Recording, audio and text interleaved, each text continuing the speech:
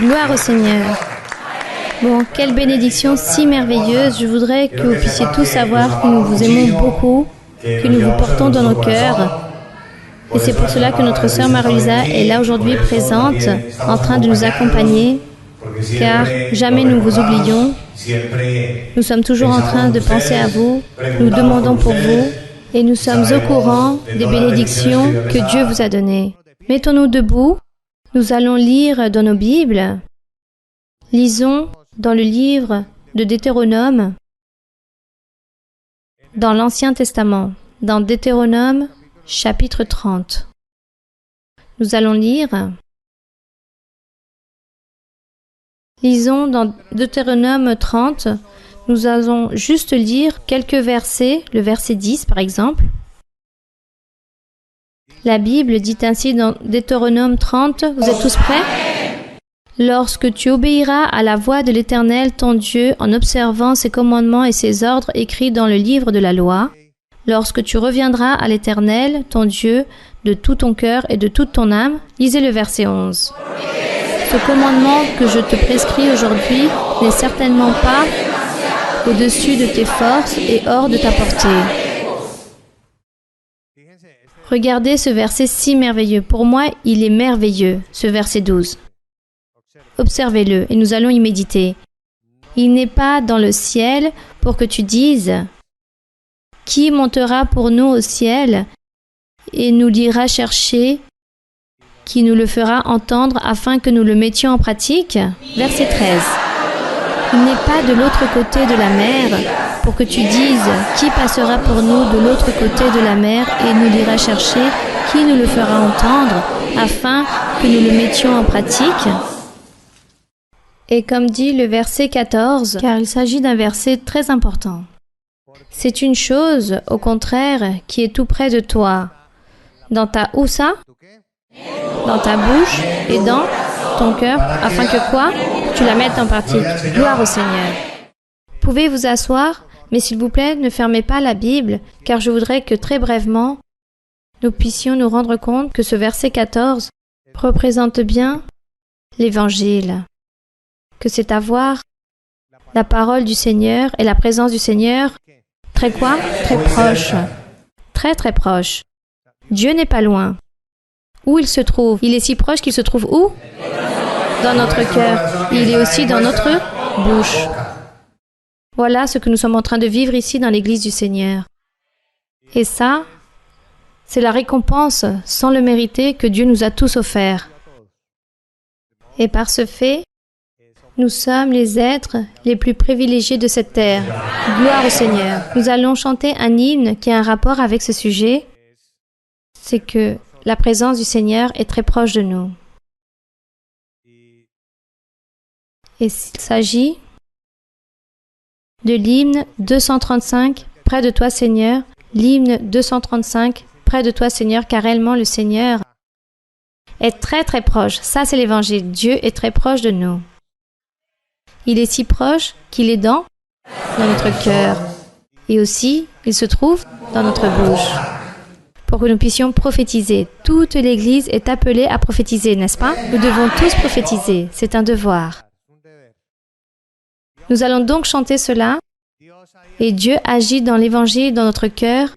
Il nous transforme. Nous ouvrons les portes de notre cœur. Et qui est en train d'ouvrir la porte de son cœur pour le Seigneur? Et nous allons lui démontrer en train de chanter avec cet entendement, avec cette allégresse, ce merveilleux hymne, l'hymne 235. Merci Seigneur. Nous ne savons pas comment te rendre la monnaie de tout ce que tu as fait pour nous. Si simple, mais si grand. Ta présence dans notre cœur. C'est pour cela, Seigneur, que nous t'aimons. Merci Seigneur pour cette bénédiction. Gloire à Dieu. Alléluia. Puissant. Ton peuple t'aime. Ton Église au Paraguay t'aime, mon Seigneur. Ton Église au Paraguay ouvre les portes de leur cœur pour toi, mon Seigneur, car tu es venu dans nos cœurs. Tu es grand, mon Seigneur.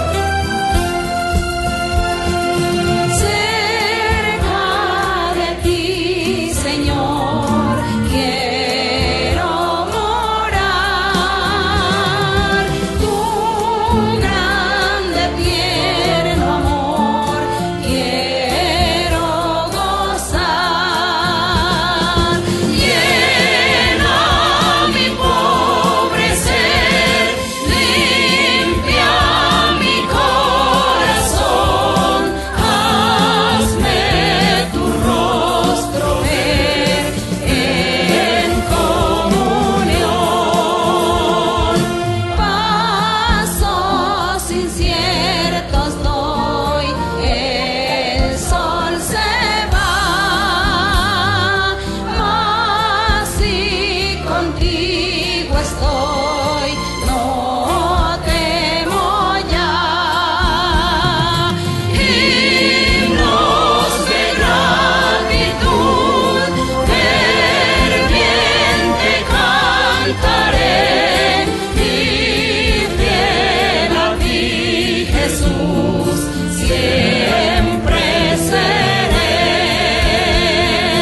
Día feliz veré, creyendo en ti, en que yo habitaré cerca de ti. Mi voz alabará tu dulce nombre allí, y mi alma gozará cerca de ti.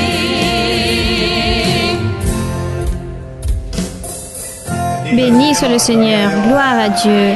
Qui sont ceux qui aiment le Seigneur? Qui sont ceux qui valorisent cette bénédiction? Il faut évangéliser.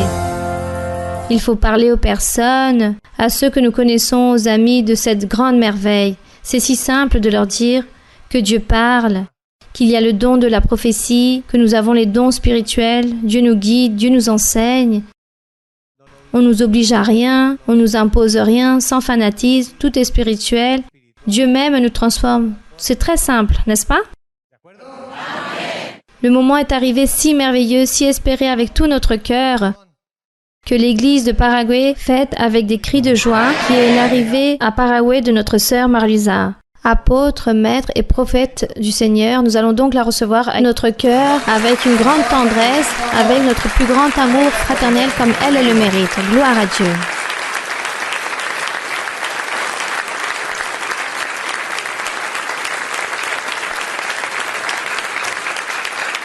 Bonsoir.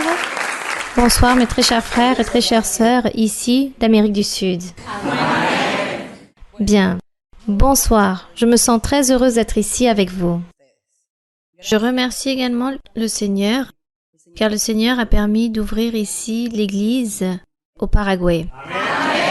Comme Dieu l'avait promis depuis le début. Vous pouvez vous asseoir.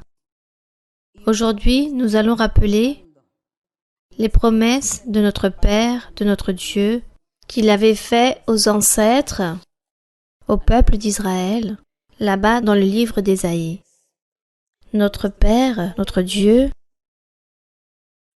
aux ancêtres qui étaient le peuple d'Israël ancien, Dieu leur avait parlé et Dieu leur avait fait des promesses merveilleuses à travers les prophètes, et ces promesses étaient pour le futur. Allaient s'accomplir ces promesses dans le futur, et nous allons rappeler toutes ces promesses, et nous allons aussi méditer en train de réfléchir et remercier à Dieu, car lui, il a parlé à l'époque d'avant, dans l'ancien temps, et que lui, il a accompli aujourd'hui tout ce qu'il a parlé dans l'Antiquité. Tout cela va faire que nous allons nous sentir très fiers, très optimistes, et cela va allégrer notre âme, notre cœur. Nous allons avoir cette motivation de continuer vers l'avant et de servir notre Seigneur, et de continuer à sonder ses Écritures. Car jamais nous allons nous lasser de lire la Bible, et jamais nous allons dire que nous avons lu suffisamment, car nous sommes toujours en train de trouver quelque chose de nouveau dans la parole du Seigneur. Donc ça, c'est qu'il s'agit de Dieu dans nos vies, un Dieu qui nous vivifie chaque jour qui passe, qui nous fait sentir des personnes qui désirent et espérons la main de Dieu dans nos vies, ses promesses, sa parole, et que Dieu puisse bénir nos familles, nos êtres chers, tous nos parentés, et que Dieu puisse parler et se manifester dans le monde entier, en train de parler de sa parole, en train d'utiliser les personnes qui veulent lui servir, des personnes et des cœurs qui sont disposés pour lui. Et nous voulons être ces cœurs et ces personnes. Nous allons donc nous rappeler ici dans le chapitre 42, lorsque le Seigneur à travers le prophète Isaïe, il a commencé à donner des messages prophétiques au peuple d'Israël dans l'Antiquité. Le Seigneur parlait non seulement pour les Israélites, mais il parlait aussi pour tous les êtres qui étaient en train d'habiter la terre, la planète, pour tous ceux qui un jour allaient disposer leur cœur pour Dieu. Dans le chapitre 42 d'Ésaïe, ici Dieu était en train de promettre aux générations futures, il allait être en train d'envoyer un être qu'il allait choisir, un roi, un serviteur, pour que lui, à travers lui, l'humanité puisse être sauvée et que l'humanité puisse être heureuse, qu'elle puisse recevoir cette paix intérieure et qu'un jour elle puisse recevoir la vie éternelle. Ça, c'était les promesses. Ici, dans Ésaïe 42, dans le verset 1, le Père envoyait ce message aux Israélites à travers de Ésaïe le prophète. Et il leur disait, « Voici mon serviteur que je soutiendrai, mon élu en qui mon âme prend plaisir. J'ai mis mon esprit sur lui, il annoncera la justice aux nations. » Ici, il est en train de parler de notre Seigneur Jésus-Christ. Il parle de notre Seigneur Jésus-Christ et il était en train de dire que lui, il allait apporter cette justice aux nations. Il n'était pas en train de dire juste au peuple d'Israël, non, à toutes les nations. Il allait apporter et annoncer la justice, la paix, le salut, le Seigneur Jésus-Christ. Cette promesse que notre Père a réalisée dans l'Antiquité à travers Ésaïe le prophète. Et les Israélites ont écouté ces promesses, mais eux, ils n'ont pas voulu obéir aux promesses de Dieu. Ils n'ont jamais compris, ils n'ont jamais donné cette importance. Par exemple, ici, dans le verset 7 du chapitre 42, quel était le travail ou le but que ce serviteur allait venir pour sauver les nations, pour sauver les personnes, pour donner la paix et la joie aux personnes. Il dit pour ouvrir les yeux des aveugles. Mais ce n'était pas seulement les aveugles physiques, c'était les aveugles aussi dans le sens spirituel. Il y avait des aveugles dans la partie physique, la maladie qu'ils ne voyaient pas, et le Seigneur faisait des guérisons à ces aveugles. Mais ici, il parlait des aveugles, principalement de ceux qui ne connaissaient pas le chemin de Dieu, qui ne savaient pas où ils allaient, et ne connaissaient pas le sentier du salut. Et c'est pour cela ici, il dit que ce serviteur que le Seigneur allait envoyer pour apporter de la justice aux nations, afin pour ouvrir les yeux des aveugles et pour faire sortir de prison le captif. Et sortir de prison, ce n'était pas les captifs physiques qui étaient là, les prisonniers, les malfaisants ou ceux qui avaient commis des crimes, que Dieu allait les sortir de prison. Il parlait des êtres humains qui étaient prisonniers par le diable, qui étaient esclaves du diable. Car les personnes avaient mis sous esclavitude. Les personnes, c'était l'esclave du péché, esclave de la pauvreté, de l'angoisse, de l'amertume, de l'ignorance, esclave, car le diable avait les personnes là-bas liées. Et les personnes ne pouvaient pas ou ne savaient pas quelle voie prendre, quel chemin prendre, quoi faire pour ôter leur tristesse, leur amertume, leurs angoisses, leur affliction, ou la pauvreté, ou la tristesse, ou les maladies physiques. Ils ne savaient pas qui pouvait les secourir. Mais le Seigneur Jésus, c'est lui qu'allait venir, le Seigneur allait venir pour enlever toutes ces douleurs, ces souffrances, et apporter de la joie à tous, qu'elles soient physiques et spirituelles.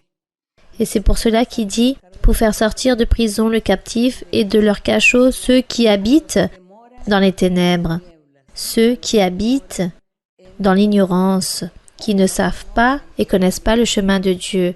Car les personnes, lorsqu'elles ne connaissent pas le chemin de Dieu, on dit qu'elles vivent dans les ténèbres, qu'elles marchent dans les ténèbres, dans l'obscurité, car elles ne connaissent pas la véritable lumière qui est Dieu, le chemin par lequel les personnes doivent marcher pour trouver la joie, le bonheur, la paix et un jour le salut de l'âme.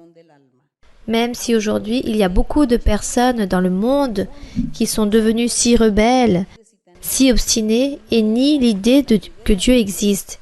Elles disent « Dieu n'existe pas ». Cela est un mensonge que Dieu existe. Ces personnes-là ont une sortie pour obtenir un échappatoire et pouvoir se justifier de leurs mauvaises actions, de leur vie remplie de péchés. Donc c'est pour cela qu'elles disent « Dieu n'existe pas » et se conforment avec cela et se consolent en pensant ainsi. Mais à l'intérieur, leur conscience est en train de les accuser, en train de dire que Dieu existe. Et toi, qu'est-ce que tu es en train de faire? Quelle est la vie que tu es en train de mener? Où vas-tu ainsi? Qui est en train de te guider? Qui est en train de te conseiller? Qui va te donner la joie? Qui va te donner la paix? Voilà ce que dira ces consciences à toutes ces personnes qui disent que Dieu n'existe pas. C'est pour cela que nous avons eu cette grande opportunité de connaître notre Dieu, de connaître l'œuvre du Saint-Esprit et de savoir que Dieu existe, c'est à nous à qui Dieu est en train de nous demander de réaliser ce travail pour pouvoir enseigner aux personnes et pour pouvoir les sortir de cette ignorance afin qu'elles ne vivent plus dans ces ténèbres. Car le Seigneur Jésus-Christ est venu pour prêcher son évangile véritable. Et lui, il a laissé les personnes, il a laissé à ses apôtres, à ses disciples, il a formé son Église.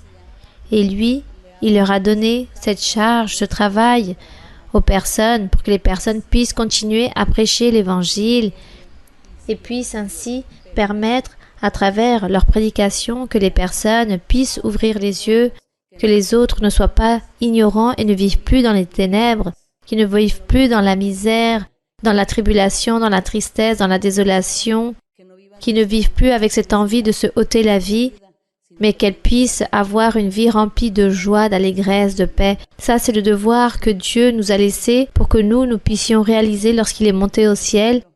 Il nous a demandé de réaliser ce travail. Et nous ne sommes plus seuls. Nous sommes avec le Saint-Esprit. Nous sommes avec le Saint-Esprit, avec l'Esprit de Dieu, car sans lui, nous ne serons rien. Nous ne pourrions rien faire. C'est merveilleux de savoir et de connaître la manifestation du Seigneur que Dieu nous a donnée. Le Seigneur, il y a plus de 2000 ans qu'il est monté au ciel selon l'histoire.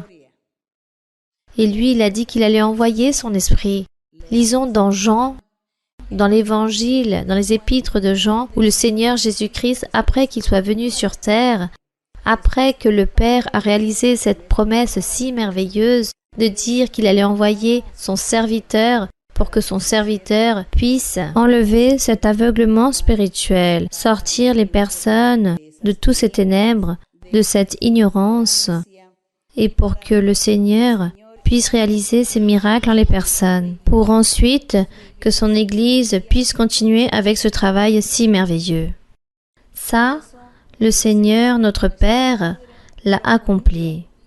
Et il a envoyé le Seigneur. Il a envoyé le Seigneur Jésus-Christ selon ce que nous lisons dans Jean 14.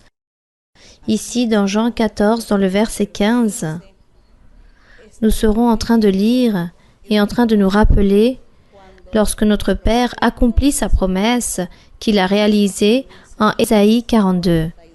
Lorsqu'il a dit « Voici mon serviteur que j'envoierai pour sortir de prison ceux qui sont captifs, pour les sortir de l'ignorance, pour que les personnes qui vivent dans les ténèbres ne vivent plus dans les ténèbres, mais qui puissent voir cette véritable lumière pour réaliser des miracles, des prodiges. » Et cela est arrivé ainsi. Beaucoup d'années par la suite, le Seigneur envoie le Seigneur pour prêcher cet évangile si merveilleux. Et c'est là où nous avons toutes ces promesses si merveilleuses que le Seigneur Jésus-Christ, étant sur terre, commence à prêcher et à enseigner là-bas à Jérusalem, qui était l'État de Judée du peuple d'Israël.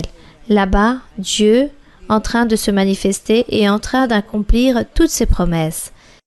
Et c'est pour cela qu'ici, dans Jean 14, 15, le Seigneur Jésus est en train de prêcher aux personnes là-bas à Jérusalem et aussi à ses disciples. Eux, ils étaient constamment avec le Seigneur et il leur dit « Si vous m'aimiez, gardez mes commandements. Lui, il était déjà en train de prêcher, en train d'envoyer ses commandements à tous et en train d'enseigner à chacun comment il devait réaliser les choses, ce travail si merveilleux, comment il devait évangéliser, qu'est-ce qu'il devait faire. Mais il leur a appris que eux ils devaient croire, avoir cette foi et être sincères pour qu'ainsi Dieu puisse les soutenir, les appuyer et puisse les vêtir du pouvoir du Très-Haut et qu'ils puissent ainsi réaliser ce travail si merveilleux. Et le Seigneur disait qu'il allait partir, mais qu'il allait laisser ces personnes à qui? À une personne très importante. Et nous allons lire ici, dans le verset 16, où le Seigneur dit « Si vous m'aimez, gardez mes commandements, et moi je prierai le Père, et il vous donnera un autre consolateur, afin qu'il demeure éternellement avec vous. » Le consolateur dont il parlait s'appelait le Seigneur Jésus-Christ. Mais lui, il dit, je vais prier le Père, car je ne vais pas vous abandonner, je ne veux pas vous laisser orphelin, je vais vous envoyer un autre consolateur, pour qu'il puisse être avec vous. Il a dit pendant un certain temps, 100 ans, 200 ans, il a dit pour toujours, éternellement. Il a dit qu'il allait envoyer ce consolateur pour qu'il puisse vivre éternellement. Et c'est pour cela que je dis qu'il y a plus de 2000 ans, le Seigneur a été et monté au ciel et a envoyé le Saint-Esprit. On peut dire que le Saint-Esprit est là, dans le globe terrestre, en train de travailler dans le cœur de certains, il y a plus de 2000 ans. Et on peut dire aussi que le Saint-Esprit a continué à travailler depuis tout ce temps. Et ce n'est pas comme les personnes disent, comme certains religieux disent. Certains religieux se justifient en disant, comme dans leurs assemblées, le Saint-Esprit ne se manifeste pas, alors eux ils disent, non, le Saint-Esprit c'était juste pour l'époque de l'Antiquité. Le Saint-Esprit et les dons spirituels, c'était pour l'époque des apôtres. Et comme les apôtres sont morts, alors le Saint-Esprit aussi est mort, ou est parti, ou a disparu. Car les apôtres sont morts, alors le Saint-Esprit aussi a disparu.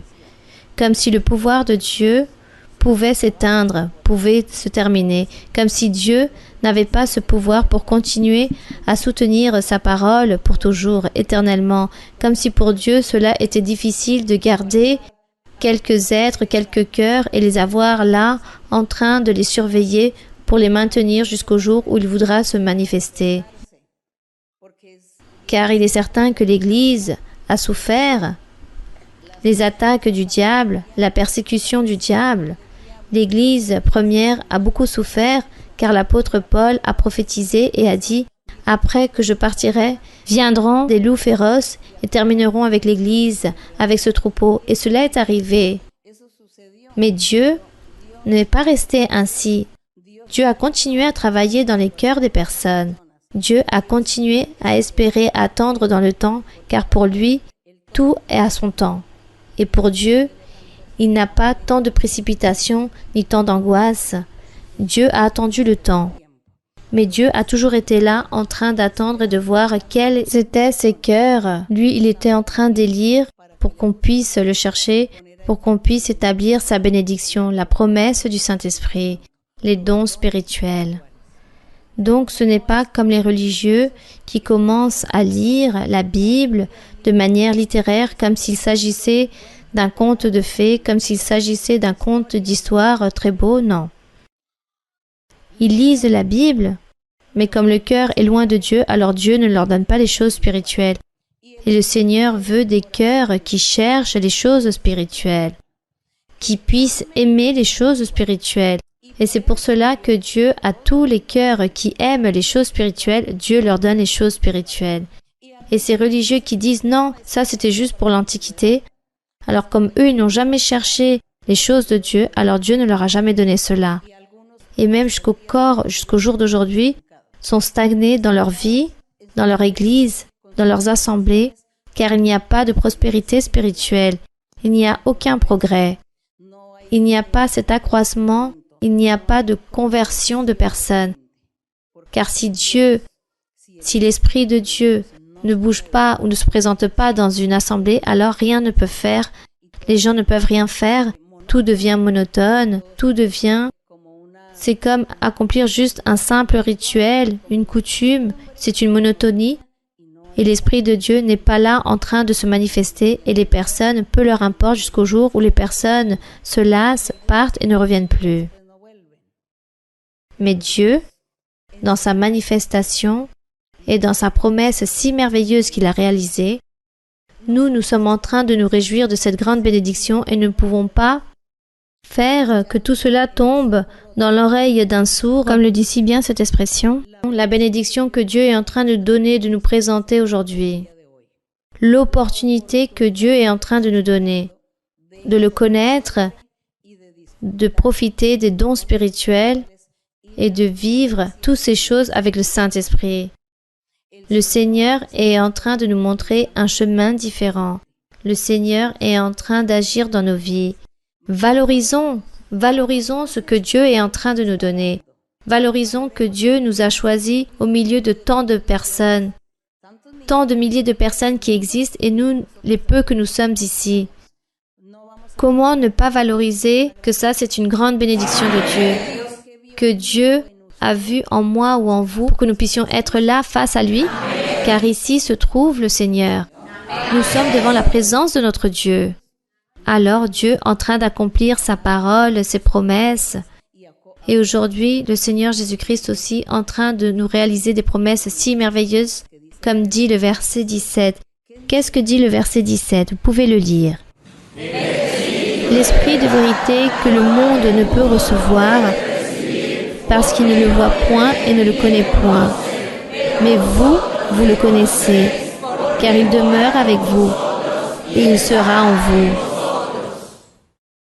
Vous pensez que cela est une vérité, ce que nous sommes en train de vivre? Je pense que nous sommes en train de vivre ce verset. Ceux qui n'ont pas encore reçu le Saint-Esprit, je vous recommande quelque chose. Cherchez le baptême avec le Saint-Esprit. Cherchez le baptême et cherchez les dons spirituels. Car ça, c'est la promesse. Et Dieu ne ment pas. Et pour Dieu, il n'y a rien d'impossible. Et lui, il dit que c'est l'Esprit Saint, car lui, il a dit, « Je m'en vais et je vais prier le Père pour qu'il puisse vous envoyer un consolateur, qu'il puisse demeurer éternellement. » Ce n'est pas comme le monde où les personnes disent que c'était juste pour l'Antiquité. C'est pour toujours. Il y a déjà 2000 ans, et le Saint-Esprit est toujours en train de vivre, car le Seigneur a dit que c'était éternellement. Dieu ne ment pas. Et si Dieu dirait des mensonges, alors pourquoi servirait ce livre et pourquoi nous serions là en train de perdre notre temps en train de lire ce livre et nous serions en train de perdre le temps? Non. Dieu vit et lui il se manifeste et nous devons valoriser toutes les merveilles du Seigneur. Donc, il faut chercher et lutter pour recevoir le Saint-Esprit. Avoir cette connaissance, pour recevoir quelque chose, nous devons avoir une connaissance. Nous avons déjà cette connaissance. Nous avons les dons spirituels que Dieu se manifeste, que Dieu va envoyer son Saint-Esprit. Il faut donc chercher le Saint-Esprit. Et le Seigneur dit, « Je ne vous laisserai pas orphelins. Je viendrai à vous. » Mais ici, il parle du Saint-Esprit. Dans le verset 25, il dit, « Je vous ai dit ces choses pendant que je demeure avec vous. » Il dit cela aux disciples, aux apôtres. Il dit, en plus, le Consolateur, l'Esprit Saint, nous sommes dans le verset 26. Mais le Consolateur, l'Esprit Saint, que le Père enverra en mon nom, lui, le Saint-Esprit, vous enseignera toutes ces choses et il vous rappellera tout ce que je vous ai dit. Quelle promesse plus grande que le Seigneur a réalisée là-bas à ses disciples. Il dit, tout ce que je vous ai enseigné, l'Esprit Saint va vous les rappeler, tout cela, et il va vous enseigner tout ce que vous devez faire, tout ce qu'il faut faire. Et le Seigneur ainsi a accompli sa parole, car vous, si vous avez lu la Bible, car je pense qu'il faut lire la Bible, n'est-ce pas? Il faut donc lire la Bible, car Dieu veut que nous aussi, nous puissions toujours être en train de lire la Bible pour pouvoir apprendre et connaître Dieu. Et le Seigneur ici, il a accompli sa promesse si merveilleuse. Et nous nous en rappelons le jour de la Pentecôte.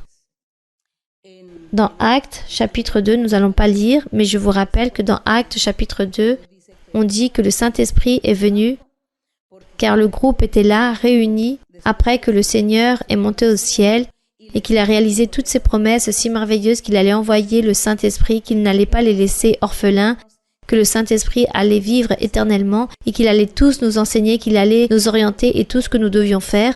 Et cela est arrivé ainsi. Donc il dit que le jour de Pentecôte, dans Acte 2, que tous étaient là réunis dans un lieu, dans un endroit, dans une maison, dans une terrasse, et qu'il y avait 120 personnes. Vous vous rendez compte que ce n'était pas juste pour les 12 apôtres, il y avait 120 personnes, des hommes et des femmes réunis. Et l'histoire raconte que même Marie, la mère du Seigneur Jésus, était là-bas, et elle aussi, elle a reçu le Saint-Esprit.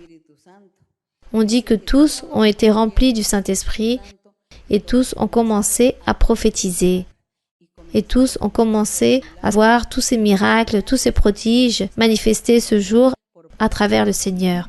Donc Dieu a commencé à se faire connaître et eux ils se sont rendus compte qu'ils étaient en train d'accomplir la parole du Seigneur Jésus-Christ, qu'il allait envoyer son Saint-Esprit. Gloire à notre Dieu, que Dieu a envoyé son Saint-Esprit. Et comme il l'a envoyé ce jour-là, comment allons-nous douter lorsqu'il dit que le Saint-Esprit allait demeurer avec vous éternellement? Comment allons-nous donc douter en disant « Ah, le Seigneur est venu juste le jour de Pentecôte et c'est tout, il est parti et il nous a abandonnés. » Il ne nous a pas laissés seuls. Nous sommes aujourd'hui avec le Saint-Esprit de Dieu.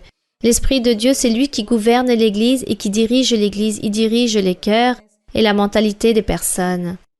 Alors, nous devons valoriser et apprécier cela. Lire la Bible. Nous devons chercher le baptême avec le Saint-Esprit. Chercher les dons spirituels. Ne pas nous affliger, car peut-être, dans chaque pays, il existe une coutume, il y a une certaine forme de vie, des personnes qui s'est formé un système de vie. Donc les personnes parfois disent « Moi je vais à l'église, mais ma famille s'irrite, ma famille ne me parle plus. Mes proches m'ont même ôté le salut, alors que vais-je devenir? Je ne sais plus quoi faire. Dois-je abandonner l'église et suivre ma famille?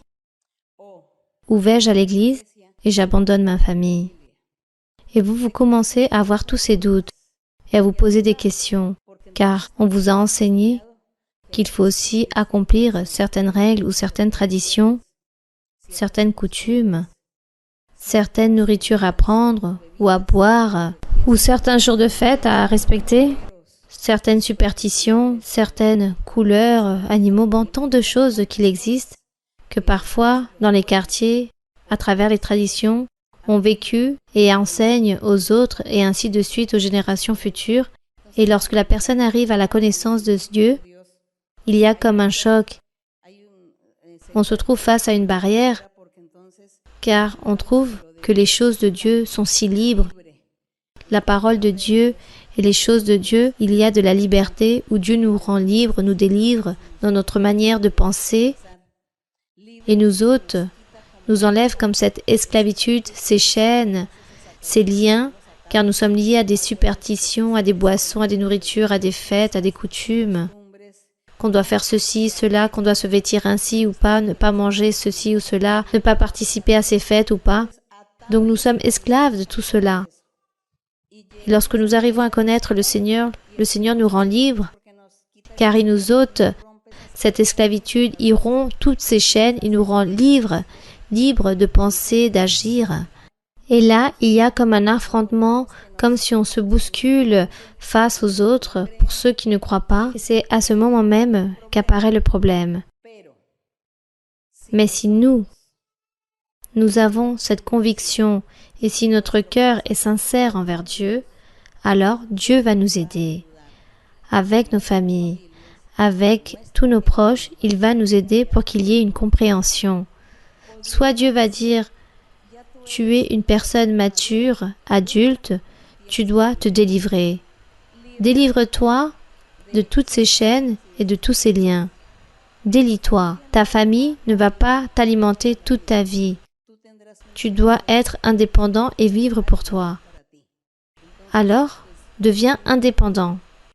Ne dépends plus des autres et cherche les choses de Dieu. Car le Seigneur Jésus, non seulement n'était pour les Juifs ou les Israélites, il prêchait.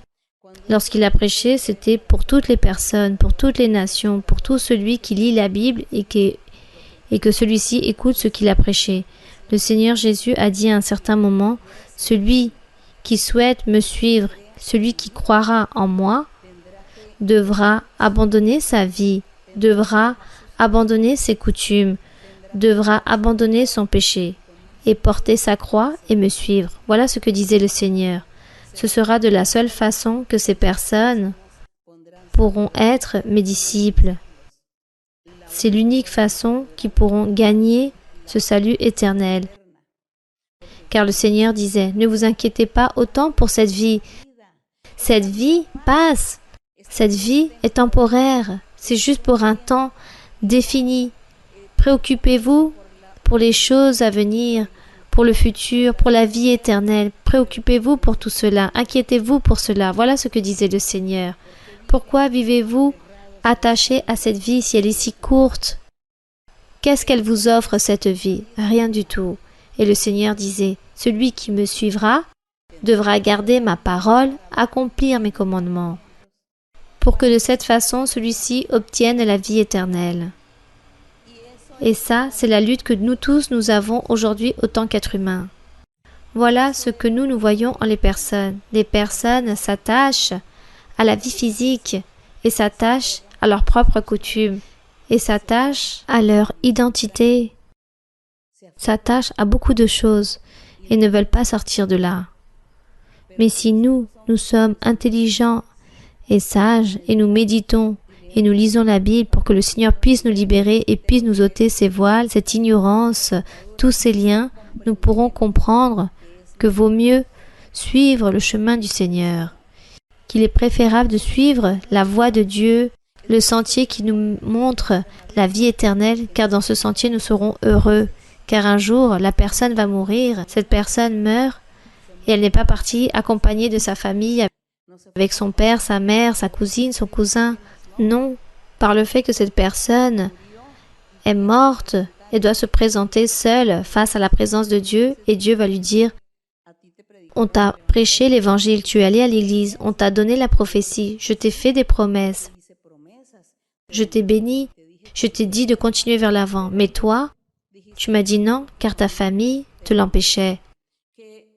Que les superstitions, les nourritures et les coutumes et les fêtes qu'il fallait accomplir avec les règlements de tes ancêtres, et tu as préféré tes ancêtres. Tu as préféré choisir cette vie qu'on t'a offerte là-bas, dans le lieu où tu habitais. Toutes les coutumes des ancêtres, tu as préféré choisir cela, ce chemin, et moi, tu m'as méprisé. Et maintenant, moi, je vais t'envoyer dans le lieu que tu mérites, là-bas. Car lorsque tu étais sur la terre, on t'a prêché qu'il y avait la vie éternelle, qu'il faut lutter pour la vie éternelle, car dans sa nouvelle vie, nous nous réjouirons en le Seigneur. Mais tu n'as jamais voulu écouter, tu as toujours voulu croire en tes personnes, en la société, en l'idéologie, dans toutes les philosophies des hommes. Tu as donné cette crédibilité à toutes ces personnes et maintenant tu dois souffrir. Voilà ce que le Seigneur va dire à cet homme ou à cette femme qui a préféré vivre cette vie physique ici, la vie des humains, et mépriser la parole de Dieu. Cette personne a méprisé les prophéties, les promesses du Seigneur, et même encore la manifestation du Saint-Esprit. Voilà ce qui arrive. C'est pour cela que nous devons apprendre. Nous devons apprendre et avoir tous ces concepts. Apportons-le à nos cœurs pour que vous aussi vous puissiez prêcher à vos amis, à vos familiers, à vos parents, à vos voisins, pour que jamais vous n'alliez vous laisser contaminer ou manipuler des coutumes, des personnes, des familles, même par rapport à l'argent, car il y a des personnes qui disent « Je ne vais pas te donner de l'argent car tu es dans cette église ». Pensez très bien jusqu'à où vaut la peine d'obtenir un héritage ou jusqu'à quel point vaut ma vie éternelle avec Dieu, où Dieu va me garder et il va me protéger. Car si on me donne cet héritage et je pars en voyage et il arrive un accident, alors Dieu ne va pas me garder, il ne va pas me protéger, je vais mourir. Et cet héritage, à qui reviendra-t-il? Donc, vaut mieux savoir choisir, car nous n'avons pas notre vie assurée. Nous devons donc être préparés à tout moment de notre vie, en train d'aimer Dieu et en train de choisir le chemin de Dieu. Cherchons donc Dieu avec toute sincérité, car ce Dieu que nous avions avant, c'était un Dieu de mensonges, car il s'agissait sûrement d'images, de peintures, d'idoles, en train de croire en les morts, en les esprits, en les démons. Mais nous avions jamais cru en un Dieu véritable. Maintenant que Dieu nous a sortis de l'ignorance, qu'il nous a donné cette opportunité, il nous donne l'opportunité ici de le chercher, de sonder ses Écritures, alors continuons dans ce chemin et cherchons les choses spirituelles. C'est un devoir pour tous, mes très chers frères et très chères sœurs, et même aussi pour les personnes qui nous voient là-bas, très loin à travers la vidéo. Il faut lire la Bible. Il faut chercher le Saint-Esprit, les dons spirituels et demander à Dieu qu'il puisse être avec nous, car avec Dieu, rien ne manquera. Avec Dieu, nous aurons tout. Il ne va pas nous abandonner. Il ne va pas vous abandonner si votre famille vous chasse, vous rejette, du moment que vous avez un cœur sincère envers Dieu. Voilà ce que Dieu veut. Alors nous allons dire au Seigneur et nous allons nous compromettre avec le Seigneur, de dire « Seigneur, je suis ici, me voici, je te servirai, je serai à ton service, je t'aimerai, je veux te servir, je veux travailler pour toi. » Nous allons chanter ce cantique qui dit « Je te servirai à toi, mon Seigneur. » Et nous allons nous compromettre avec le Seigneur pour que lui aussi puisse nous aider et que l'Église puisse continuer à prospérer, à progresser dans le sens spirituel, avec les dons spirituels, et que Dieu puisse apporter beaucoup de personnes pour son travail, à son service, et que beaucoup de personnes puissent se convertir à Dieu pour que les personnes puissent être heureuses. Car nous sommes heureux avec Dieu et nous voulons que les autres aussi puissent être heureux. Je te servirai, ô mon Seigneur. Nous allons chanter au Seigneur et ensuite les questions que vous avez aujourd'hui, nous allons les poser aujourd'hui.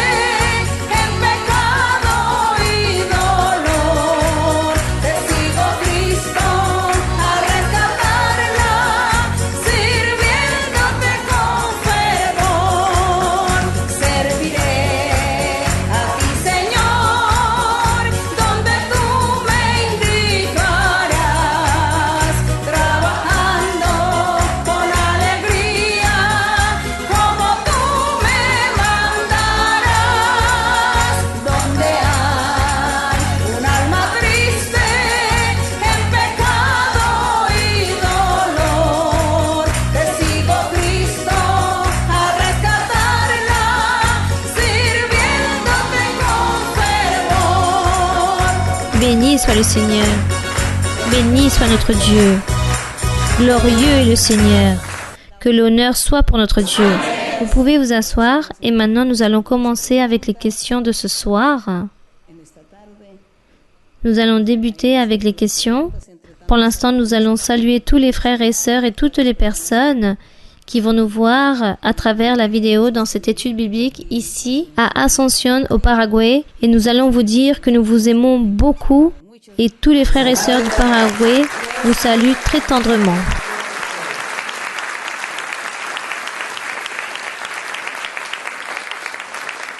Oui, nous allons donc débuter. Bonsoir ma sœur Maria-Luisa, bienvenue au Paraguay. Ma question se trouve dans Matthieu 9, verset 13. Puis-je lire, ma sœur? Oui, ma sœur. Matthieu 9, 13, oui. Allez et apprenez ce que signifie « Je prends plaisir à la miséricorde » et non au sacrifice. Car je ne suis pas venu appeler des justes, mais des pécheurs à la repentance. Ma sœur, si vous pourriez nous expliquer et nous enseigner par rapport à cette miséricorde dont parle notre Seigneur Jésus-Christ. Le verset 13 dit « Allez et apprenez ce que signifie « Je prends plaisir à la miséricorde et non au sacrifice ». Car eux, ils étaient en train de critiquer le Seigneur Jésus. Ils étaient en train de critiquer car le Seigneur Jésus avait réalisé un miracle le jour du sabbat. Et comme c'était le jour du sabbat, les Juifs ne travaillaient pas, car c'était un jour sacré. On ne pouvait pas travailler. Et le Seigneur Jésus a réalisé un miracle le jour du sabbat et les pharisiens l'ont critiqué car ils disaient qu'il était en train de pécher, qu'il était en train de manquer à la loi de Moïse car il était en train de réaliser tous ses travaux. Réaliser un miracle, c'était réaliser un travail. C'est pourquoi le Seigneur Jésus leur dit, il leur dit que tout d'abord ils devaient apprendre le significatif de la miséricorde. Qu'ils devaient tout d'abord savoir qu'est-ce que signifie la miséricorde. Et un peu plus loin, il leur donne une illustration et il leur dit que le jour du sabbat, si vous allez dans un certain endroit et vous voyez que votre âne, votre brebis tombe dans un trou, vous allez la sauver, vous allez la sortir de ce trou. Donc vous êtes en train de réaliser une miséricorde envers un animal. Voilà ce que vous devez faire. Et c'est un jour du sabbat, il ne faut rien faire, mais si vous voyez que votre âne est parti dans ce précipice, vous allez courir et le sauver et le sortir de ce lieu. Vous êtes en train de faire la même chose, de la miséricorde envers un âne. Alors comment est-ce possible que moi je puisse réaliser une guérison le jour du sabbat sur une personne qui était sur une chaise roulante? Je fais ce miracle, cette personne guérit. Alors où se trouve la miséricorde? Selon vous, qu'est-ce que eux ils disent qu'ils ont de la miséricorde envers un âne? Et le Seigneur n'allait pas avoir de la miséricorde envers une personne qui est incapable de faire les choses par elle-même pour pouvoir se soigner. Voilà ce que le Seigneur leur a appris. Et ça, c'est la miséricorde. Au moment d'être miséricordieux, on ne devrait pas regarder le jour, la position, le moment. Il fallait réagir et faire les choses immédiatement et tendre la main. Ma sœur, si vous me le permettez, oui, ma sœur. Ma sœur, dans l'église de la ville de l'Est, il y a beaucoup de jeunes, beaucoup d'adolescents qui sont en train de commencer à se réunir. Beaucoup appartiennent à ma famille, des voisins.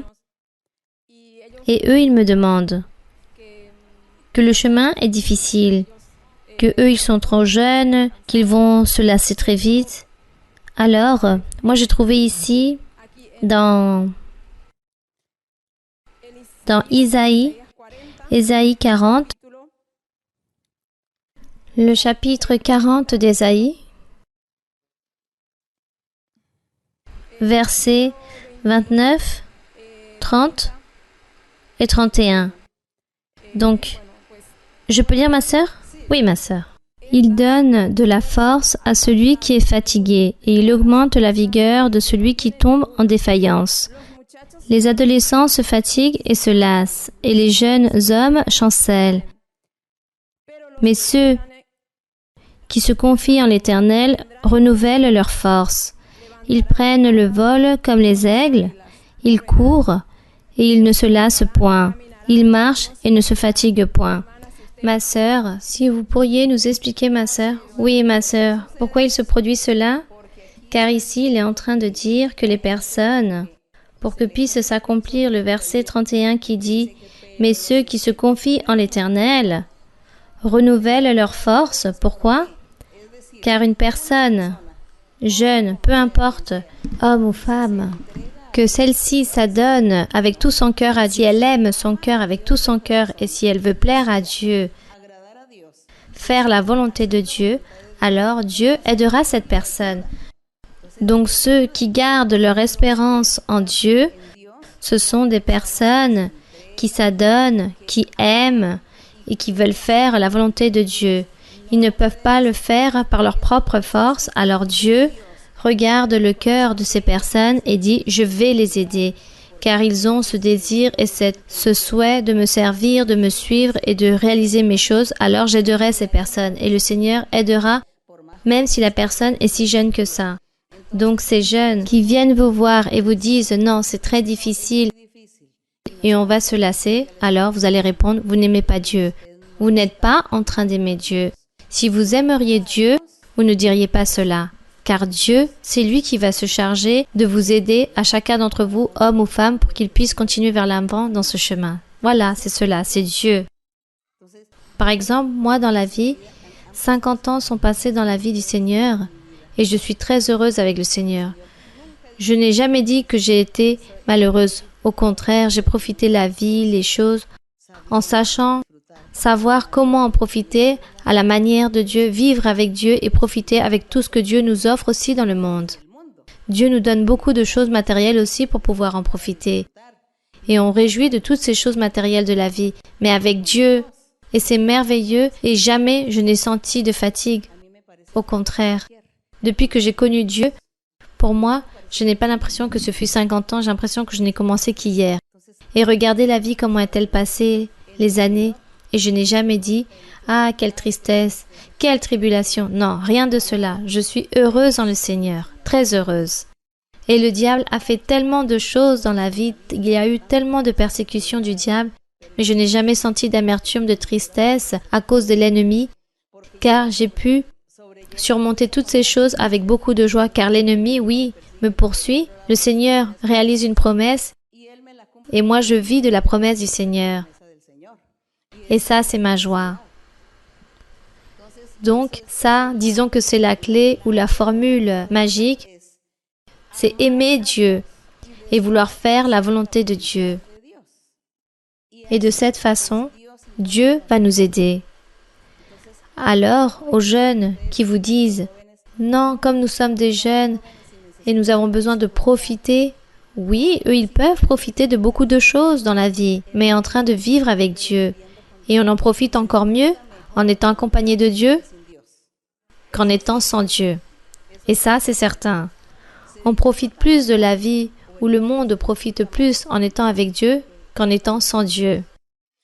Car on profite le monde, mais on a toujours la protection de Dieu, que Dieu est en train de nous garder. Tandis que ceux qui vivent sans Dieu sont en train de profiter le monde, mais ensuite ils sont exposés à tous les dangers et à toutes les choses mauvaises de la vie. Et ces personnes souffrent. Alors vaut mieux être avec Dieu.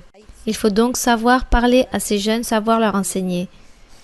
Qu'ils doivent se disposer pour Dieu et ils vont voir que celui qui dispose son cœur pour Dieu aura de nouvelles forces. Qu'ils auront ses ailes comme les ailes des aigles. Ils pourront courir et ne vont jamais se lasser, qu'ils vont marcher, ils ne seront point fatigués. Et ça, c'est une vérité. Moi, je ne me suis jamais fatiguée dans le chemin du Seigneur, jamais. Pour moi, au contraire, le chemin de Dieu a été très léger, très simple. S'il y en a eu des charges, elles ont été très légères. Dieu m'a aidé à les surmonter. Car Dieu m'a aidé à surmonter et à gérer tous ces fardeaux. Et par ailleurs, je n'ai pas eu l'impression qu'il y en ait eu autant. Bien au contraire, toutes ces années qui sont passées que j'ai vécues avec le Seigneur ont été merveilleuses et j'ai pu en profiter. Et je voudrais vivre encore plus d'années pour pouvoir servir le Seigneur, pour pouvoir prêcher et servir Dieu. Je voudrais là, oui, vivre beaucoup d'années. Mais bon, que ça soit la volonté du Seigneur. C'est pour cela que je m'efforce à vous enseigner pour que vous puissiez être maître de la parole de Dieu et ainsi pouvoir me remplacer. Bien, continuons. Continuons, mes frères et sœurs. Bonsoir, ma sœur Mara-Louisa. Si vous me le permettez, je voudrais vous poser une question de la Bible qui se trouve dans Romains 9, du verset 14 au 16 et 18. Romains 9, du verset 14. Oui, mon frère. Il dit ainsi: Que dirons-nous donc? Y a-t-il en Dieu de l'injustice? Loin de là. Car il dit à Moïse: Je ferai miséricorde à qui je fais miséricorde, et j'aurai compassion de qui j'ai compassion. Ainsi donc, cela ne dépend ni de celui qui veut, ni de celui qui court, mais de Dieu qui fait miséricorde. Et dans le verset 18, il dit: Ainsi, il fait miséricorde à qui il veut, et il endurcit qui il veut. Ma sœur Marie-Luisa, pourriez-vous m'expliquer ce verset? Donc, aux rebelles, à ceux qui sont obstinés, à ceux qui ont un cœur dur, qui sont rebelles et obstinés envers Dieu, vous savez qu'est-ce que Dieu fait avec eux? Il les endurcit encore plus, il leur donne plus de rébellion pour pouvoir les châtier. Non, que nous n'allions pas être rebelles, que nous ne soyons pas obstinés ni rebelles, ni ayons un cœur dur, mais que notre cœur soit donné pour aimer Dieu. Et Dieu ainsi nous bénira, car si nous allons commencer à avoir un cœur dur et obstiné, va s'accomplir ce qui est écrit ici, car il dit que tout dépend à qui Dieu veut donner une bénédiction, dépend de la personne qui veut recevoir de la miséricorde. Donc il dit que Dieu a endurci le cœur à Pharaon là-bas en Égypte, car comme Pharaon était très méchant, Dieu a vu qu'il était méchant, alors il a endurci son cœur et l'a rendu encore plus méchant pour le châtier encore plus fortement. C'est comme avec une personne, il peut faire ça avec n'importe qui. L'important, c'est que nous puissions comprendre, que nous soyons intelligents et ne soyons pas obstinés ni rebelles, ni ayons un cœur dur pour que Dieu puisse nous endurcir encore plus et qu'il n'ait pas ce motif pour nous châtier. Voilà ce que le Seigneur est en train de parler aux personnes qui sont rebelles et qui sont obstinées.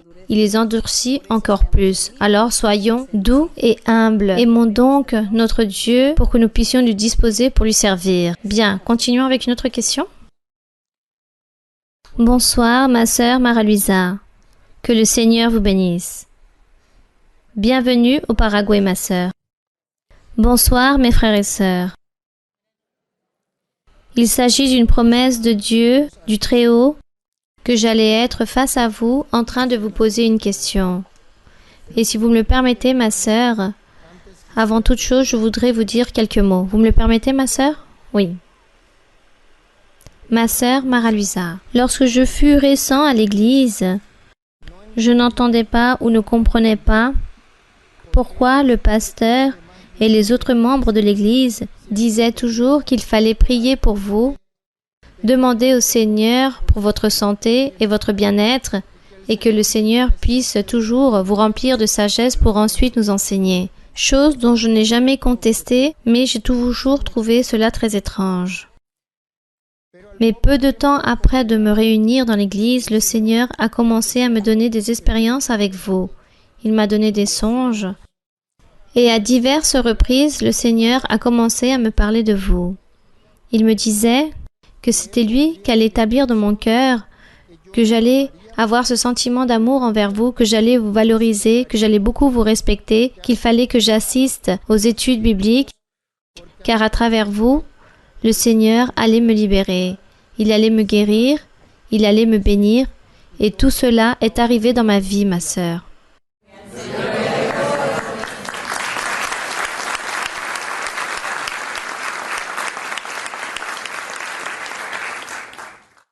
Donc pour moi, aujourd'hui, c'est une fierté, un plaisir et un grand honneur d'être debout face à la personne plus importante qui est née dans ce monde après notre Seigneur Jésus-Christ.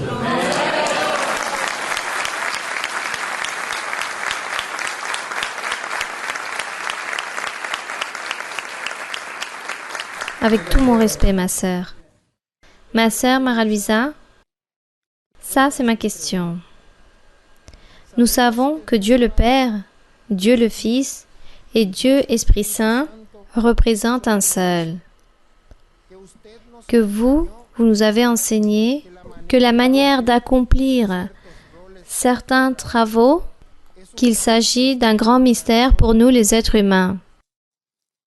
Maintenant, si eux, ils ont toujours existé depuis le début, depuis le commencement, ils ont créé la terre, ils ont créé tout ce que nous connaissons, même tout ce que nous ne pouvons pas imaginer de ce qui peut exister.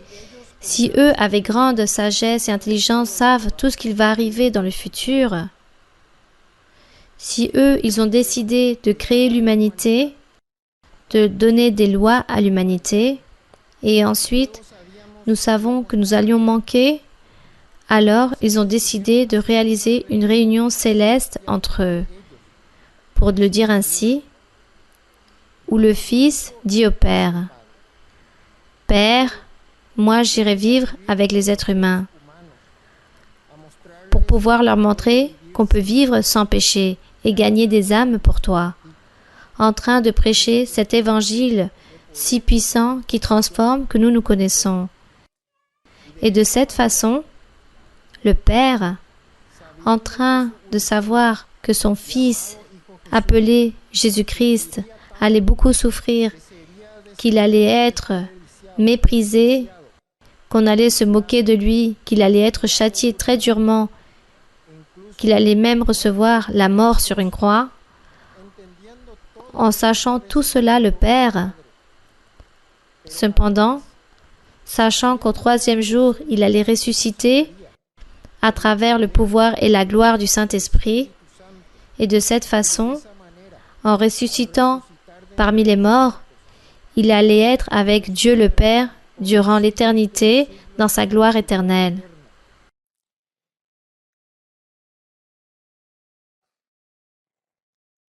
Alors, pourquoi ma sœur Mara-Luisa, avec toute cette omniscience du Dieu très haut, au moment de la mort de notre Seigneur Jésus-Christ, qu'il est mort dans son aspect humain, sont arrivées des choses si étranges. Je vais donner quelques exemples. Le ciel est devenu obscur pratiquement durant 3 heures, ainsi parle la Bible. La terre a tremblé, les pierres se sont brisées, certains morts sont sortis de leurs tombeaux et se sont présentés à diverses personnes. Et d'autres phénomènes ont existé aussi. Ma sœur, ça c'est ma principale question. La mort de notre Seigneur Jésus-Christ. Pourquoi il y a eu tant de manifestations où il s'agissait d'un moment d'enseignement pour nous, qui nous, aujourd'hui, nous sommes dans l'Église, ma sœur Mara-Luisa, que le Seigneur vous bénisse. Merci. Cette manifestation du Seigneur Jésus, de ce que vous venez d'énumérer, est arrivée pour Dieu pouvoir montrer à toutes les personnes qui étaient là, présents ce jour, dans ce spectacle, car tout cela était devenu un spectacle, la crucifixion du Seigneur Jésus-Christ. Et toutes les personnes, car j'imagine tout le peuple, toute la foule, sont en partie voir ce spectacle et toutes les personnes étaient là-bas en train de regarder et Dieu a fait cette manifestation pour que eux ils puissent croire que tout ce qui était en train d'arriver venait de la part de Dieu. Que tout cela, il s'agissait de choses qui provenaient de Dieu et que lui il avait prêché la vérité et que lui c'était Dieu. C'est pour cela qu'il y a eu toutes ces manifestations afin que eux ils puissent croire, car humainement, quel être humain va pouvoir faire que la terre tremble? Aucun. Donc tous ces phénomènes de la nature, Dieu l'a permis. Et même encore la résurrection des morts pour que les personnes puissent croire que Jésus-Christ était venu pour prêcher la vérité et que lui c'était le véritable que Dieu avait envoyé pour prêcher, pour enseigner et pour pouvoir montrer la vie éternelle aux personnes. Ça, c'était le but que Dieu avait. C'était son objectif. Oui. Continuons. Bonjour ma sœur. C'est un privilège et une bénédiction de pouvoir compter avec votre présence aujourd'hui. C'est une allégresse immense que nous avons aujourd'hui de pouvoir vous avoir au Paraguay. Et avec tout mon respect, je voudrais vous remercier pour tous vos efforts, pour votre dévouance, pour vous être compromis à réaliser tout ce travail. Aujourd'hui, nous voyons ses fruits. Gloire au Seigneur. Amen. Ma sœur, ma question se trouve dans Apocalypse, chapitre 1, du verset 4 au 6. Oui, ma sœur, pouvez lire. Jean aux 7 églises qui sont en Asie.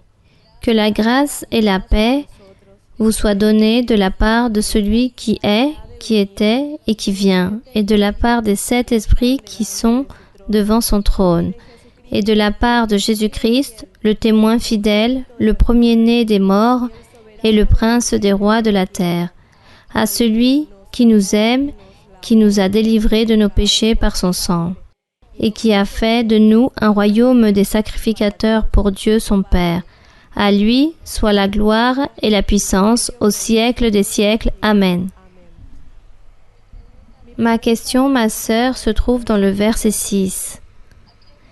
À qui se réfère Jean lorsqu'il dit « Il nous a fait un royaume des sacrificateurs pour Dieu son Père ». Car dans diverses dénominations, on utilise ce verset en disant qu'ils sont des sacrificateurs et des rois. Pour autant, ils ont cette autorité pour déclarer. Par exemple, ils déclarent des guérisons, qu'ils sont sauvés. Ils le font tout au nom du Seigneur Jésus-Christ. Et si nous allons voir les spiritismes, les sorciers, eux aussi ils ont la Bible et eux aussi nomment le Seigneur Jésus-Christ, ils nomment Dieu et font toutes ces choses pour tromper les personnes. Ainsi travaille le diable. Le diable fait tout cela et les personnes font tout cela. Mais le plus important, c'est le sceau et la différence que Dieu établit en nous autant que croyants. Ici, lorsqu'il dit « fait un royaume des sacrificateurs pour Dieu », il parle des croyants en Jésus-Christ, à ceux qui suivent un véritable évangile, au Fils de Dieu.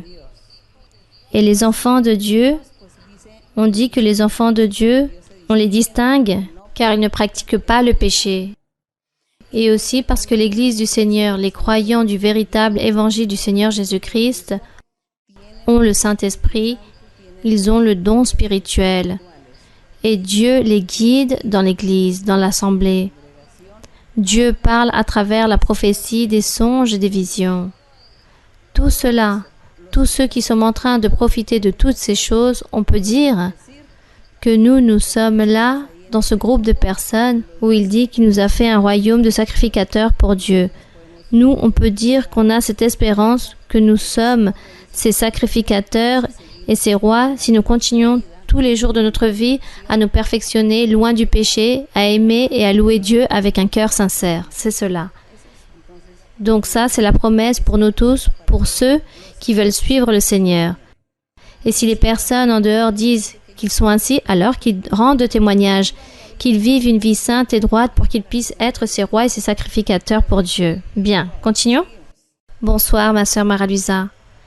Ma question se trouve dans Proverbe 9.2. Proverbe 9.2, oui. Elle a égorgé ses victimes, mêlé son vin et dressé sa table. Si vous pouviez m'expliquer ce verset, s'il vous plaît. Proverbe 9 dit « La sagesse a bâti sa maison. Elle a taillé ses 7 colonnes. » Ici, la sagesse, il est en train de parler du Seigneur Jésus-Christ. Le Seigneur Jésus-Christ, c'est la sagesse. Il dit qu'il a bâti sa maison. On peut dire l'Église du Seigneur. Et lorsqu'il dit qu'elle a taillé ses 7 colonnes, ça veut dire que cette maison est fondée de cette façon. Elle a égorgé ses victimes, mêlé son vin et dressé sa table, c'est-à-dire que lui, il commence à prêcher sa parole, l'Évangile, et le Seigneur commence à donner ses aliments spirituels à tous ses croyants, à bénir des hommes et des femmes qui cherchent sa face, qui croient en lui, qui le suivent et qui accomplissent son commandement. Alors le Seigneur dit que lui, il établit une bénédiction pour chacun et c'est pour ça il dresse sa table et que toutes les personnes vont bien vivre, non en mangeant cette partie physique, mais spirituelle, car il dit que le royaume du ciel, il ne s'agit pas de nourriture physique, mais d'une nourriture spirituelle, car le Seigneur disait « Venez manger de mon pain, venez boire de mon vin et mangez cette nourriture que je vous propose dans mon festin. » Ça, c'est la doctrine, la parole, les promesses futures, la vie éternelle, les bénédictions du Seigneur. Tout cela, c'est ce que lui, il prépare, c'est ce qu'il y a sur la table pour que nous puissions profiter du Seigneur. C'est pourquoi il dit qu'il a envoyé ses servantes, elles crient sur le sommet des hauteurs de la ville, car effectivement, il invitait toutes les personnes pour qu'elles puissent manger cette nourriture, boire ce vin et profiter de ce grand festin que lui, il avait. Et ça, c'est le festin que nous sommes toujours en train de profiter. Qui pourrait être ces servantes? Les évangélistes, ceux qui évangélisent, qui prêchent la parole de Dieu, ceux qui sont en train de publier le nom du Seigneur. Donc, chacun d'entre nous, nous profitons de cette table, de ce pain, de cette boisson, de tout ce que Dieu nous donne. de la vie spirituelle. Ça, c'est dont parle ici le chapitre 9 de Proverbes, de la sagesse, qui est Jésus-Christ. On remercie le Seigneur, car toutes ces merveilles, nous pouvons en profiter, car nous vivons heureux en le Seigneur. Nous avons cette paix en le Seigneur. Nous avons cette confiance. Nous marchons très confiants et avec une paix incroyable, car Dieu est proche de nous pour pouvoir nous bénir, pour pouvoir nous aider. Continuons. Bonsoir, ma sœur Mara-Luisa. Bienvenue de nouveau au Paraguay. C'est un grand privilège de pouvoir vous avoir ici. Ma sœur, j'ai une question de la Bible et une autre personnelle, si vous me le permettez. Oui, ma sœur. Dans Zacharie, chapitre 5, versets 7, 8 et 9, je voudrais vous dire cela.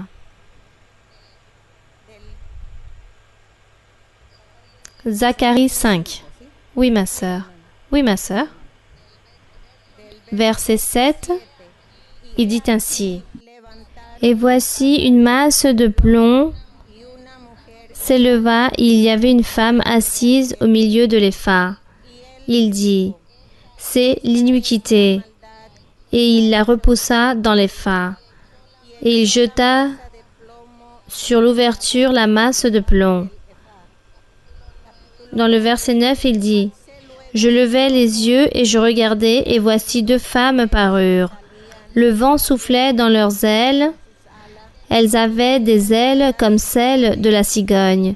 Elles enlevèrent l'épha entre la terre et le ciel. Ma sœur Mara-Luisa, dans le verset 7, il parle d'une femme. Excusez-moi. Et dans le verset 9, il parle de deux femmes. Qui étaient ces trois femmes, ma sœur? Bien, donc dans le verset 5, dans le chapitre 5 de Zacharie, il dit l'ange qui parlait. Ici, nous voyons que Zacharie, le prophète, était en train de voir une vision que Dieu lui avait envoyée. Par rapport, il se référait ici au peuple d'Israël par rapport au futur, car ce prophète Zacharie était déjà là lorsque tu es en train de vivre là-bas à Babylone. Rappelons-nous de l'histoire de Daniel. Vous avez vu déjà l'histoire de Daniel, que Daniel était là-bas à Babylone, que c'était le deuxième du roi, et qu'un groupe d'Israélites ont vécu là-bas à Babylone à peu près 70 ans, et après ces 70 ans, Dieu a dit qu'ils devaient revenir à Jérusalem. Ils reconstruisent et bâtisent la ville, reconstruisent le temple, et de nouveau, ils recommencent à réaliser une vie à Jérusalem. Donc, à l'époque, Dieu avait envoyé le prophète Zacharie et Agé pour qu'ils puissent leur prophétiser et ainsi commencer les travaux qu'ils devaient faire et profiter des prophéties de ces prophètes que Dieu avait établis pour qu'ils puissent réaliser ce travail. Et la réédification aussi de la ville, du temple là-bas à Jérusalem. Et le prophète Zacharie voyait beaucoup de visions, et tout ce qui est écrit ici, ce sont des visions qu'il a vécues. Donc il dit, dans le verset 5, Zacharie était en train de voir ces visions, et il dit qu'un ange parlait avec lui, avec Zacharie, et lui a dit, « Lève tes yeux et regarde ce qui sort. » Et Zacharie répond, « Qu'est-ce ? C'est l'épha qui sort. » Et en plus, il a dit, « C'est l'iniquité de tout ce pays. » De qui? Du peuple d'Israël, car c'est eux qui avaient péché et qui avaient offensé Dieu. Et c'est pour cela que Dieu s'était irrité avec le peuple d'Israël et les avait châtiés très durement. Et c'est pourquoi Dieu a détruit le peuple d'Israël, il les a détruits, mais a apporté un groupe de personnes qui étaient ce restant du peuple. Mais le Seigneur s'est irrité avec le reste du peuple et les a châtiés. Et lorsqu'il voit cette vision, il dit, « Car l'iniquité dans tout le pays des Israélites. » Et dans le verset 7, il dit, « Et voici une masse de plomb s'éleva, qu'il a vue à travers une vision. Il y avait une femme assise au milieu de l'épha. C'est comme un récipient. Et il dit, c'est l'iniquité. » Cette femme représentait l'iniquité, le péché, que le peuple d'Israël avait commis et avait offensé Dieu à travers ce péché, de l'idolâtrie surtout. Il dit qu'ils ont repoussé dans l'épha cette femme et qu'il jeta aussi l'ouverture la masse de plomb pour qu'il puisse recouvrir et être la prisonnière cette iniquité. Et le prophète dit qu'ensuite, il a levé les yeux, qu'il a regardé et qu'il a vu ensuite 2 femmes qui apparurent et le vent soufflait dans leurs ailes. Elles avaient des ailes comme la cigogne, elles enlevèrent l'épha entre la terre et le ciel.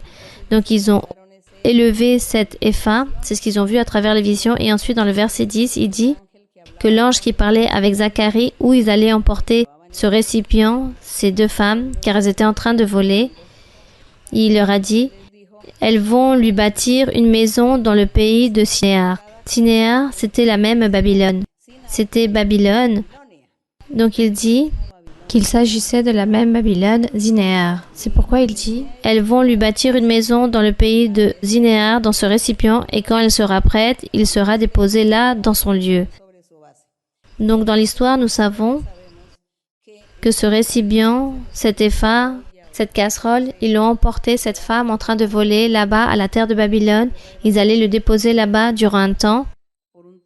Mais cela faisait comprendre que Dieu allait être dans le futur en train de châtier Babylone car ils avaient pris pour cible Jérusalem au peuple d'Israël. Donc Dieu aussi allait se venger de Babylone dans le temps. Et ainsi raconte cela l'histoire. Et plus en avant, d'autres nations sont arrivées et ont pris pour cible tous ceux de Babylone. Ça, ce sont des choses symboliques, métaphoriques que le Seigneur parle ici, de la manière comment Dieu a châtié aussi toutes les nations qui sont allées à l'encontre des Israélites. Mais tout cela, qu'est-ce que nous apprenons de toutes ces choses? Nous apprenons que Dieu, lorsque le diable utilise les personnes ou les circonstances de la vie pour qu'elles puissent venir contre nous, pour nous faire des iniquités, pour nous faire souffrir, et si nous sommes des enfants de Dieu, alors Dieu châtie aussi toutes ces autres personnes. Il les châtie. Mais aussi, prenant en compte que les circonstances et les autres qui nous persécutent pour nous faire des choses mauvaises, que ça ne soit pas par notre péché, mais plutôt par le simple fait, mais parce que nous suivons le chemin de Dieu. Par le chemin de justice, et si on nous réalise des choses mauvaises, Dieu nous gardera, il sera en train de faire vengeance sur les autres, sur ceux qui nous produisent des méchancetés et nous font souffrir. Dieu venge et il nous protège, car nous sommes les enfants de Dieu. Mais si nous sommes en train de pécher et vient la persécution contre nous, alors Dieu ne peut pas venir nous tendre la main, car nous sommes en train de tout simplement souffrir les conséquences de nos obstinations ou de notre péché. Donc ici, nous pouvons nous rendre compte de la vengeance de la part du Seigneur par rapport aux nations ayant pris pour cible le peuple d'Israël. Même si ce peuple de Dieu a manqué à Dieu, Dieu cependant a quand même vengé leur mal qui leur a été fait. Raison de plus que Dieu sera en train de venger si quelqu'un vient nous faire des choses mauvaises, si nous sommes en train d'aimer Dieu et de faire de bonnes choses, n'est-ce pas? Mais c'est de cette manière que Dieu procède. Bien. Nous allons donc nous mettre debout, mes frères et sœurs, et nous allons prier au Seigneur, chantant un cantique, chantant le cantique « Envoie-moi Seigneur ». Et nous allons ensuite prier le Seigneur, en train de demander au Seigneur pour les maladies.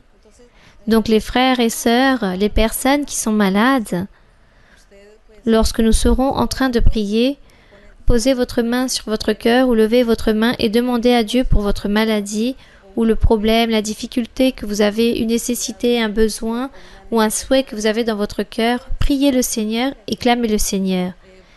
Pour les libérations à cause des sorcelleries, car nous voyons qu'il y a beaucoup de sorcellerie, d'envoûtement dans tous les lieux.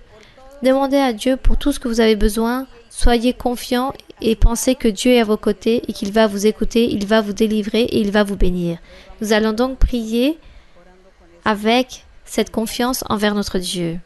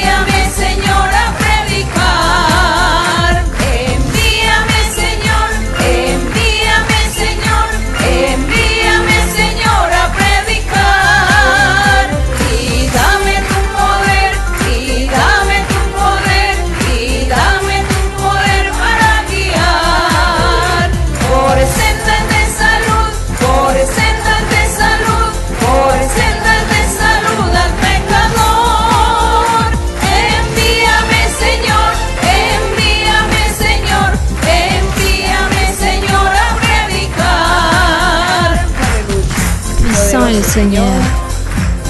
Béni soit notre Dieu. Béni soit notre Dieu Tout-Puissant. Béni soit notre Dieu qui a créé le ciel et la terre. Béni soit notre Dieu, Créateur de l'univers, celui qui nous gouverne. Que tes yeux, tu les as déposés sur nous. Tu regardes et tu contemples le monde. Tu regardes tous les enfants des hommes. Tu regardes toute l'humanité. Et tu les compatis. Mais aussi, tu te remplis d'irritation, de colère envers certains. Et tu voudrais que nous puissions être là et que nous puissions être ces haut-parleurs de ta parole, de ton pouvoir, de ta miséricorde, de ta doctrine, de tes commandements si merveilleux. Que nous, Seigneur, nous puissions enseigner tes commandements, que nous puissions mettre en pratique ta parole et qu'ensuite nous puissions enseigner et que nous puissions guider beaucoup de personnes, que nous puissions être ces guides de ceux qui marchent sous l'ignorance, sous manque de connaissance de ta vérité, de ta parole. Père Saint, nous sommes ici devant ta présence, car avec ton aide, nous pourrons continuer vers l'avant à travailler dans cette vigne, dans ce travail si merveilleux que toi tu nous as établi. Aide-nous, Seigneur, pour continuer vers l'avant, pour parler, pour enseigner, pour réprimander, pour donner cette connaissance à tout celui qui veut écouter ta parole, pour se convertir en ton nom, qu'il puisse chercher ta face, qu'il puisse te glorifier, qu'il puisse t'honorer, car tu es digne de tout cela. Aide-nous, Seigneur, pour réaliser cette œuvre évangélique, à te suivre. Aide-nous à travailler dans ta vigne, mon Seigneur.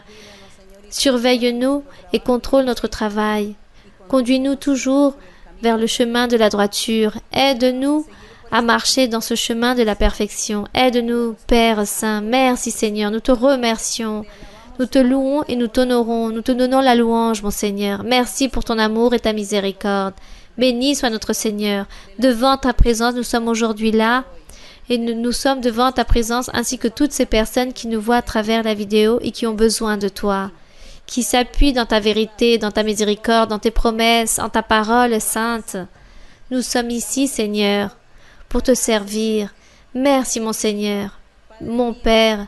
Après t'avoir remercié pour ta miséricorde, ton amour, nous te demandons, Seigneur, que tu puisses tendre ta main.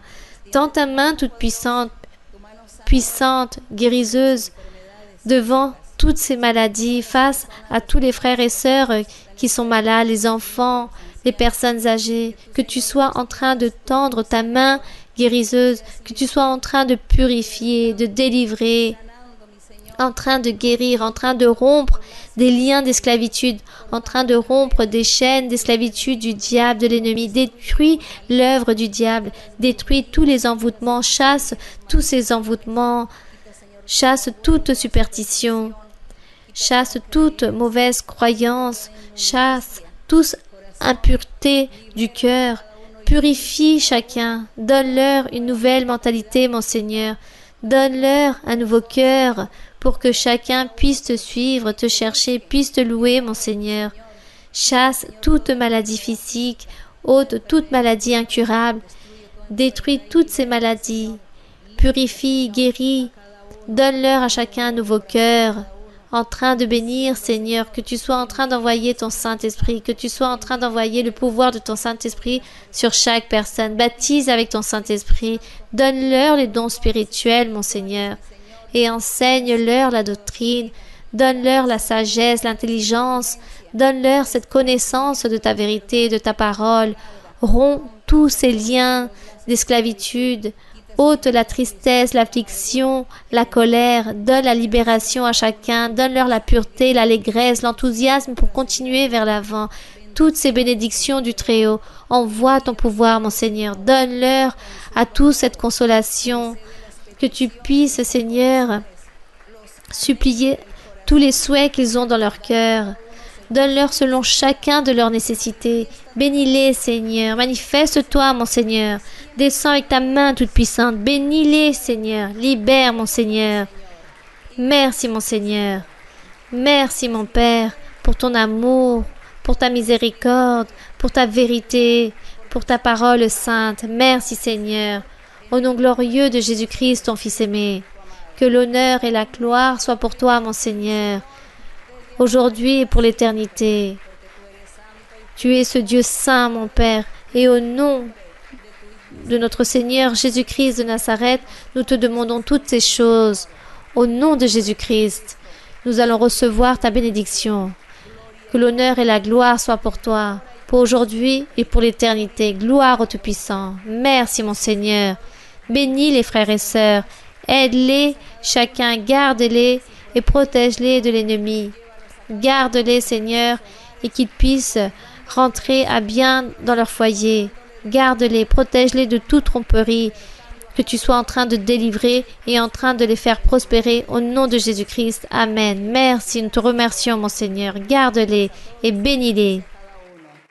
Toma por favor mi mano, Señor, contigo quiero ir, con sangre aquí pagaste por mí, te quiero hoy servir, anhelo poder lo malo vencer y en santidad vivir.